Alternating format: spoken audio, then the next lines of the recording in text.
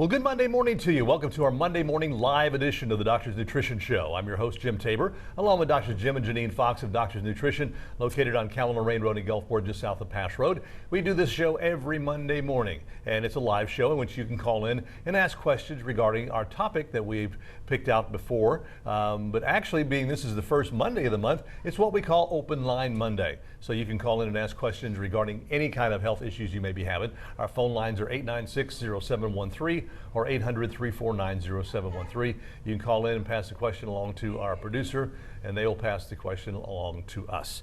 Being it's Open Line Monday, as I said, we were talking about pretty much anything having to deal with health, and you came across some studies this past weekend. I did. I left them at home, so this is going off memory, okay? But they were really interesting. One study took diabetics, and we got a lot of folks that are diabetic, pre-diabetic, or at least heavily insulin resistant. So that takes up a big chunk of America. But anyhow, what they did was they changed one meal a day. And they made that one meal like breakfast, and they got away from the high carbs, and they went to a higher protein, higher fat. So in other words, no oatmeal, no cereals, fruits, things like that, which are sugars and carbs, and they went to, things like eggs and bacon. I like bacon. So, okay, they sounded pretty good. And cheese, they liked to put and they found that those people just changing one meal a day, not the whole diet, just that one meal. So a ham and cheese omelet would be just fine? Oh, it'd be fine, yeah. And they found that those people in that particular group that did that had much better control of their blood sugar throughout the day.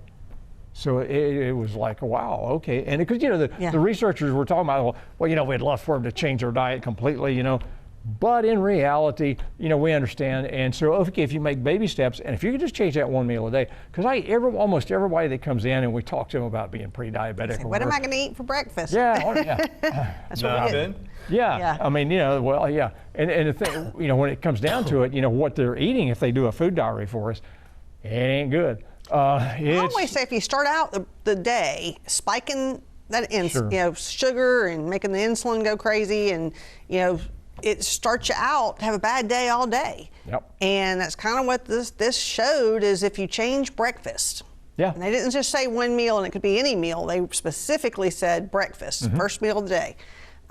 It made a big difference. So you really don't want to do that fast cereal and things that have the high sugar, and that's what pancakes and waffles, and if you think about it, it's what people tend to eat. French toast. French toast, all that. all that, yeah. So changing That's my weakness. One time on the weekend, I'll fix some French toast. Yeah. But that one meal could make a big difference. So that was interesting. I thought that was really interesting because, we struggle all the time trying to help people, change their diet and so on. And, something as simple as just changing that one meal. First meal of the day, doesn't matter when it is, if it's 7 o'clock in the morning or at noon, whenever. First meal, you don't want any high carbohydrates, especially the sugars. Fruit.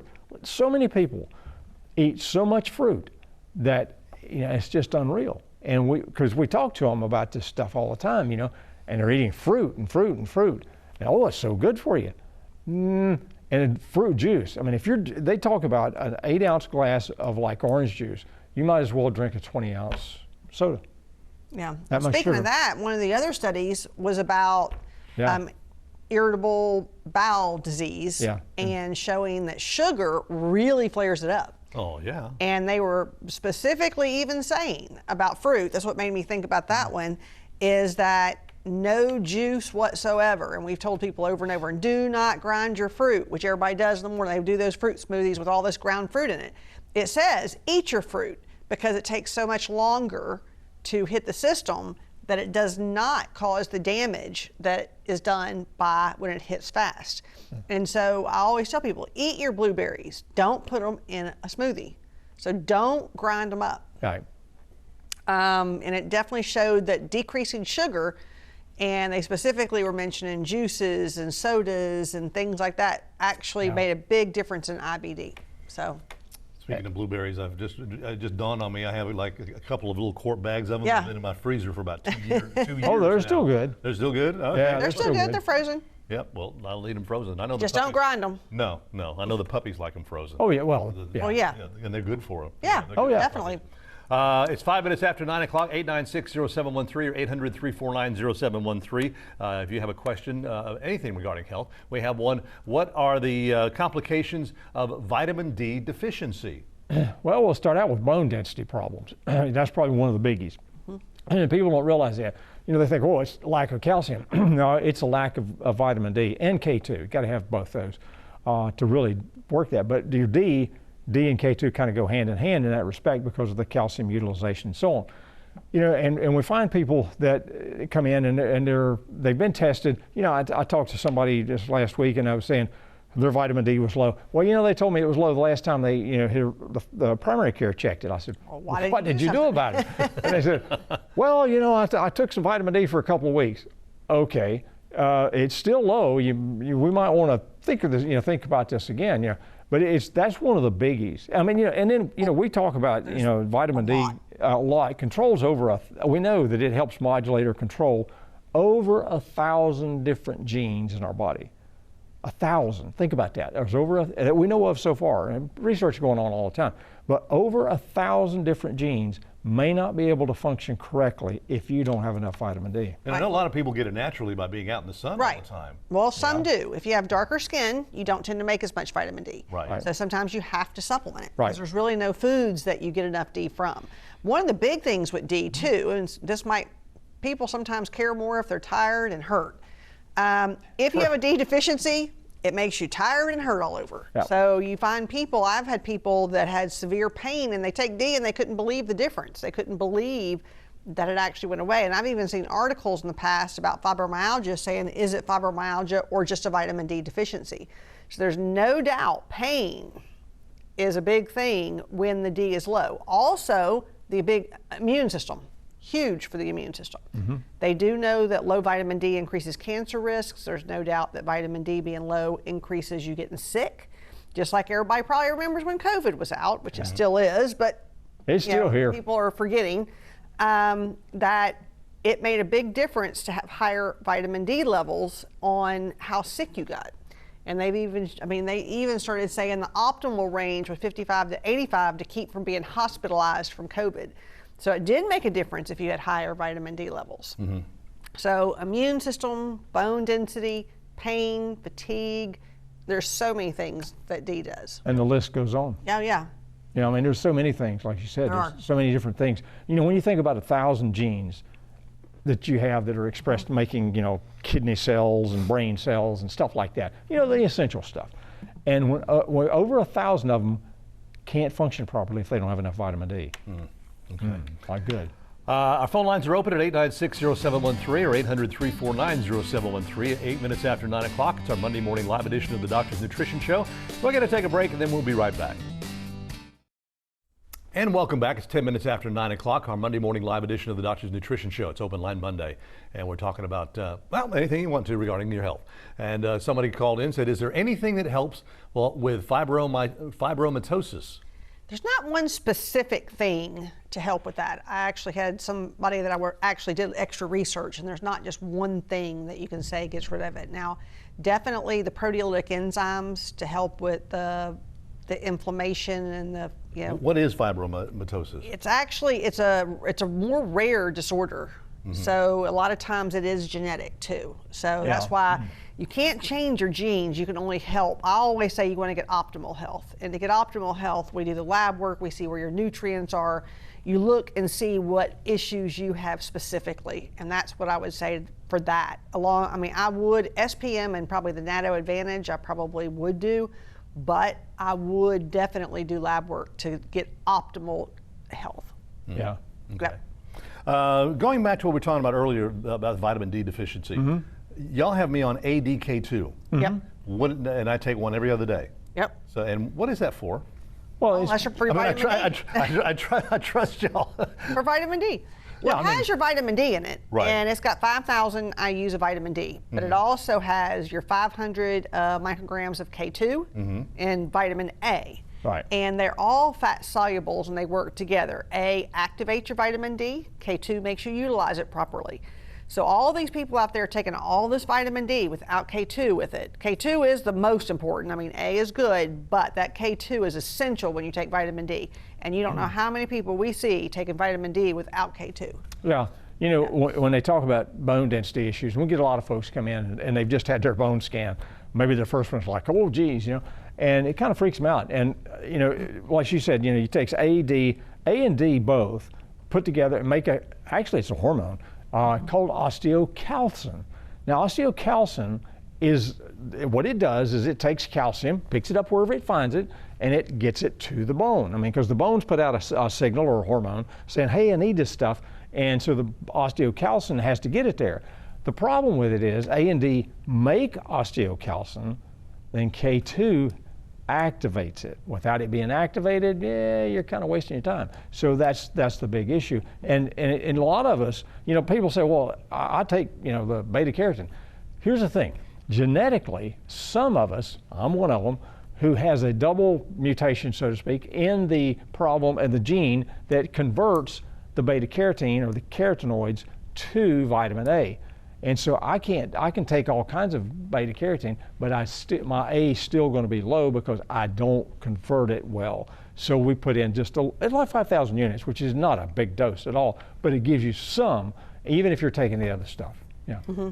All right, here's a nutritional question. Is the best time to eat a banana when it's green or super ripe? Green. Green, definitely. Definitely green. The more ripe it is on anything, the sweeter it tastes, sugar, right? the more sugar it it's has. got, yeah. And so the worse it is for you. And bananas really are high. They spike that sugar. One of the highest things you can do to spike blood sugar is a banana. Yeah. So green doesn't do it as much. Can't say it don't do it at all, but it doesn't do it as much. But definitely ripe. Yeah. It definitely does. Yeah, green usually doesn't sit well on my stomach. Well, green don't taste as good. No, they don't taste as good. No. Yeah, I did a little experiment on myself. You know, I'm always doing experiments somehow. And you know, I got one of those continuous glucose monitors you put on your right. And then, you know, you check your sugar. And you know, so I'm cooking along, and because I want to see, okay, how do foods, and we both did this, but we want to find out, how do foods affect us? So one of my favorite snacks was the banana and peanut butter. Oh, love it. I love a good banana and peanut butter. Haven't had it since. Yeah. Let me tell you what, that little meter went, boo, boo, boo. You don't want to do this, you know. Even with the peanut butter, that was not good. It was not good. Was the banana green or was it ripe? No, it was kind of normal. I mean, in between, you know, it wasn't real ripe, you know. Yeah. But man, I mean, if something. While he had that on, he tested things he never eats. Because he wants to see what it did. And actually, it had a list you went down and said, nope. Banana was actually worse than brownie. Yeah. Well, that's a good thing. Yeah. I mean, it was bad. It was bananas spiked his up worse than ever. What is demanding of homocysteines in order to have the best heart health? No. I'm not sure what you mean by demanding, but homocysteine, you want it low as possible for the best heart health, if that's what you're asking. Yeah. Because homocysteine definitely causes, it can increase plaque in the arteries. It can actually harden the arteries. It damages the inside lining, which is the endothelial cells of the arteries. Yeah. And homocysteine is a byproduct of metabolism.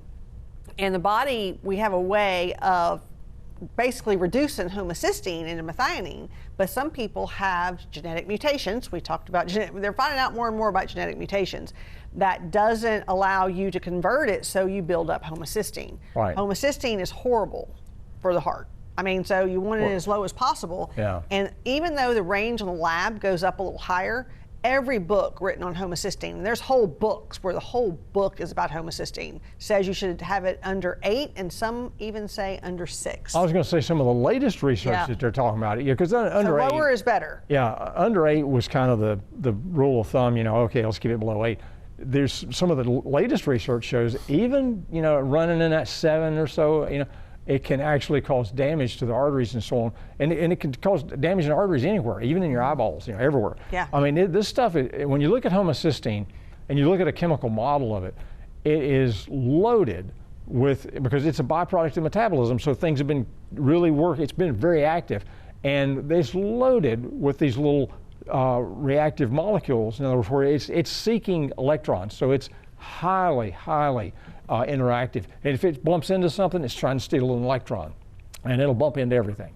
And until you get it reduced, and it's easy to reduce homocysteine. Yeah. We actually have our methylcore works really well for lowering homocysteine. Yeah. We even have homocysteine supreme. We usually use the methylcore first, but we do have a few other ones as well. Yeah. But homocysteine can be lowered. So if it's high, you need to do something to lower it, and you need to do it forever, because usually with high homocysteine, it's because of your genetics. Okay. Because I do have a double mutation on that one where I would get high homocysteine. But I take the methylcore every day, and my homocysteine stays fine. So, but it used to be a little higher before we started taking something for it, you know. Follow-up question real quick. Do you recommend a smartwatch for heart health management? It's not a bad idea. Definitely. He's got one on there. It's a good way of telling, especially people that have arrhythmias and think, I feel something and I have this irregular. That way you can actually tell what's causing it.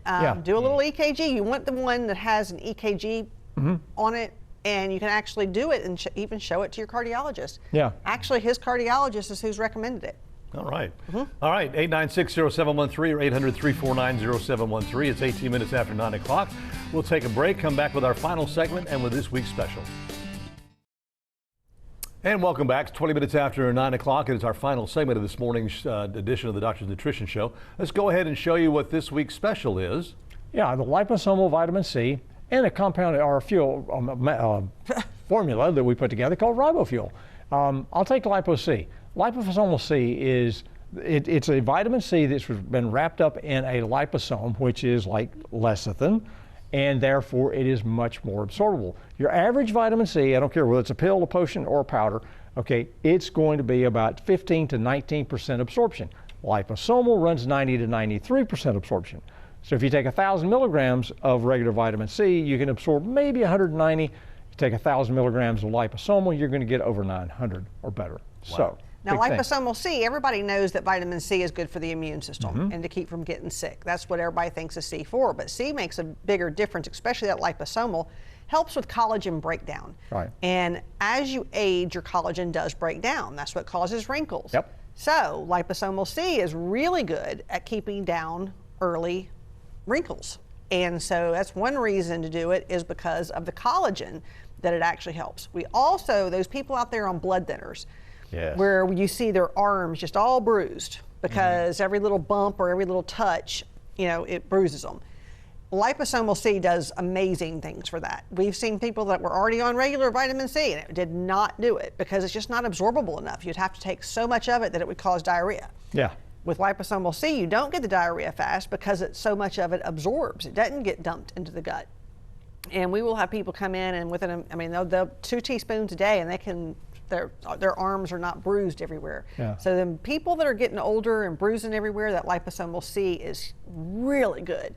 And the good thing about vitamin C, most people can take it. I mean, it's one of those things that just about, doesn't mix with any drugs or anything like that. So that's a good thing about it. Now the ribofuel is something that is actually made for muscles.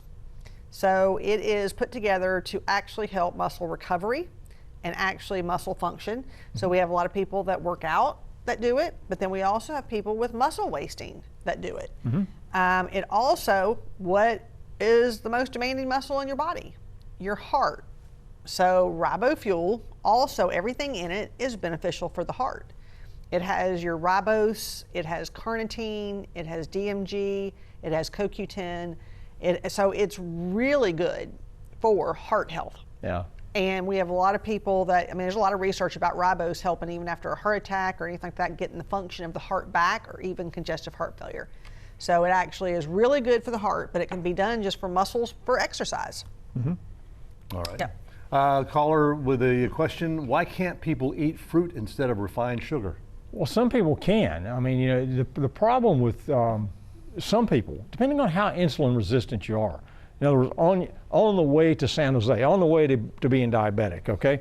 And so it depends on where you are with that. If you've got really good control of your blood sugar, and you aren't having a problem there, you're not spiking insulin and stuff like that, all the crazy stuff that goes on, then you can eat some fruit and you can do fine. And it's much more, if you eat an apple, for instance, your the sugars that are there, they're in a very complex arrangement with fibers and stuff, so it takes a little while to break it down and get it loose into the system. Now, if you start drinking juice, or you're it's a whole Juice different is thing. a definitely no. Yeah. It's just too much sugar at one time, and you don't want it. You pulverize the fiber, and so it doesn't slow the rate of absorption of the sugar.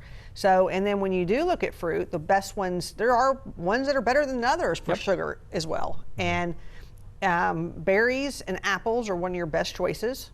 Yep. And so that's actually, and we do eat blueberries and strawberries as a little snack, but we don't eat a bowl this big. We eat a little bitty bowl.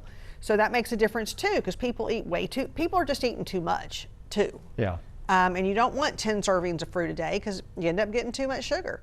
Now you do want fruit. Fruit can be good, like he said, and if somebody's severe diabetic where they don't handle sugar at all, then some people can't handle it all. Yeah. Sometimes it increases the sugar. I have a fly. Yeah, it increases sugar in some people way worse than others. Right. When I did my continual glucose monitor, now I did not try, but we don't have bananas in the house, so I didn't try a banana, but I did do blueberries, strawberries, never phased my sugar at all. So, but I didn't have many things that spiked my sugar. Actually, things made mine fall. I was the opposite. I'm more hypoglycemic. So it's something that in hypoglycemia, you shouldn't eat a lot of sugar either. Right. So it's kind of like, everybody's different. They are, but the back to the main point is, you have to know where you are first. Right. Because and that's really what needs to be done. How do you handle sugar? And that's where, when we do our lab work, we're going to do your fasting sugar, we're going to do the hemoglobin A1C, which gives you a 90-day average, and then we're going to look at that insulin, that fasting insulin. That's the key. Look at that, and then look at your triglycerides. That tells you just how insulin resistant you are. You may not be diabetic, you may not even be pre-diabetic, but you could be on your way. And if you are, then you need to stay away from that fruit and that sugar even, because it's going to get you sooner or later. It's one of those things. Yeah. Yeah. Another caller with a question, what can help with low kidney function? Ooh, benfotiamine. Benfotiamine is one of the main things we go, which is an activated B1. And especially if the low kidney function is due to diabetes, it can help either way. But there's a lot of research on what they call diabetic kidney disease and benfotiamine helping reverse that.